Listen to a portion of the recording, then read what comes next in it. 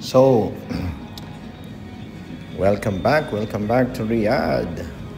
Okay, after nga ng isang buwan na bakasyon sa Pilipinas, nandito na ulit sa Riyadh, back to work, back to normal routine. Alright, so nakikita nyo po masyadong mainit, no? Ang Riyadh. Okay, so we just crossed Oleya Road. Papuntang opisina to. I-document natin tong first day ko, no, sa opisina after my vacation. Actually, 1 week before kami bumalik, nag-work from home na ako sa Philippines. Okay, so nag-work na ako ng isang linggo and physically nandito na nga ulit sa opisina para mag-join. Okay, so itong kalsadang to is King Fahad Road going to our office. Parang EDSA to sa Pilipinas, ano.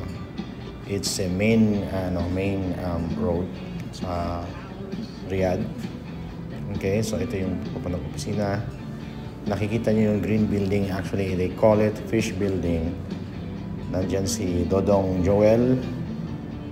Diyan siya nag-work. Okay, so kung napapansin nyo, wala masyadong sasakyan. Maraming, actually wala pang pasok yung mga Arab schools ngayon. Okay, kaya wala masyadong traffic. So, sa normal na araw, pag may pasokan na, makikita nyo napakaraming sasakyan dito. So, at the right side, makikita nyo yung Kingdom Tower. Okay, and hindi nakikita yung sa baba noon ang opisina namin dito sa baba ng Kingdom Tower. Alright, so ito guys, malapit na tayo. Actually, malapit lang ang bahay namin to our office, mga 10 minutes lang siguro.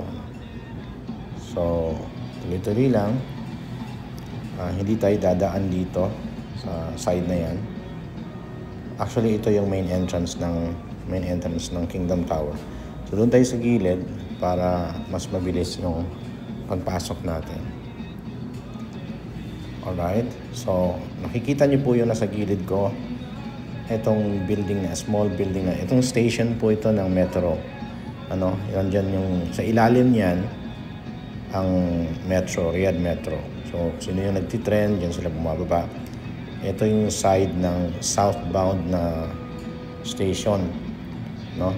Ng Oleya Station Metro. So, dito ako papasok. Ito yung pasukan namin. Alright. Papuntang Kingdom Mall. Alright. So Kingdom Mall po ito nasa sa gilid. Wala pa masyadong tao because it's around 8:15, 8:30 ng umaga. So medyo malinis pa yung kalsada. And even ito po yung papuntang parking. So ang usually nagpa-park ako sa B1, sa B2, basement 2. Okay. So very convenient kasi meron tayong slot dito. May sticker yung sasakyan natin para makakapag-park tayo dito, no? Kasi sobrang init po dun sa labas, especially at noon time. So very basement parking wala pang katao-tao, no? Napakakunti pa lang ang dumating. So dito, nag-park na tayo. Okay. Ganito ang itsura ng Kingdom sa umaga. So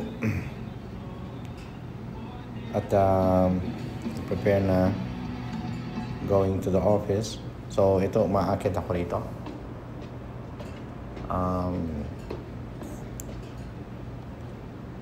From basement to the ground floor, ito yung labasan. Sa mismong ilalim po tayo ng Kingdom Tower, nagpa-park. No? After 1 month. Meron tayong praise the Lord. Then meron tayong sticker. No? Provided through sa kumpanya, no, ng mobile. Yan, naipit yung kamay ko dito. Hindi ko alam kung paano ko kukunin yung ID ko. Okay, so tinatanggal ko yung kinuha ko yung ID, and then here, ito yung normal, the usual na view in every morning, pagpasok ako. So yan ang pinaka main office. Yung building na yan, actually, yun, andyan yung sales, alright, admin. I think nandyan, meron ding office ang chief dyan. Pero yung mga chief ng mobile, nandun sila sa 52nd floor ng Kingdom Tower mismo. Galing sa trend. So, sumakay ng trend. Again, very quiet pa ang umaga. Wala pa masyadong tao. So, hindi po tayo dadaan dito.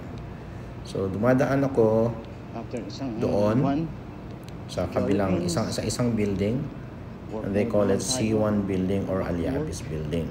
Kasi dito sa area na to, actually there are 4 buildings na occupied ng mobile. Itong isa, itong yung sa amin, tapos yung pangalawa doon sa bandang across the street, at yung blue doon sa unahan. May mga mobile offices yan. Actually, I know kung ang alam ko, hindi naman nila sariling building to. Nagre-rent lang din sila. Alright. Before, when wala pa tayong sticker ng parking doon sa Kingdom Tower, dito kami nag-uunahan ng park. Kung makarating ka na ng mga 9 a.m. or even 8:45, quarter before 9, sa opisina, wala ka nang makikitang open or vacant parking dito. So, kailangan mas maaga ka dumating. 8:15, meron pa. 8:30, mahirap na. Yun yung building na yan, mobile din siya.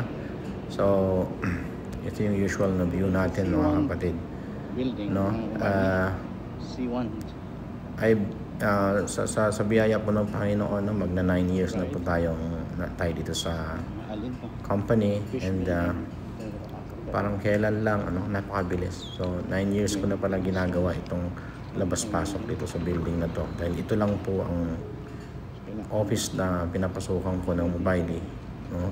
Ever since I joined them back in 2016. Yan. So, good morning. Good morning tayo sa ating mga bro and sis. Okay, but nasa 4th floor yung office namin. So, kailangan talaga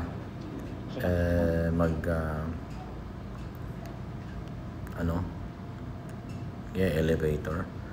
At nakasabay natin si brother. Si brother, I think, taga-finance ito. Maraming mga colleagues natin, na sa mukha lang natin nakikilala. Especially kung hindi natin directly dealing with sa trabaho natin. So, yun yung finance floor. At ito nakasabay din natin. Actually, siya, reliever siya ni Aziz. Si Aziz talaga yung naka-assign sa amin na cleaner. So, sabi niya, nagbakasyon daw si Aziz. Okay, kaya siya muna ang nakapwesto sa floor namin. Alright. So, ito yung opisina namin. May nakahandang apple, may gawa, may tea, and dates, and some nuts. So, free po yan, Before, walang apple, kaya everyday ako nagdadala ng apple. So, since may apple na, so, hindi na ako nagdadala. Kumukuha na lang ako doon. Kasi apple man ako eh. one apple a day keeps the doctor away nga daw. So, ito yung office. Back to work.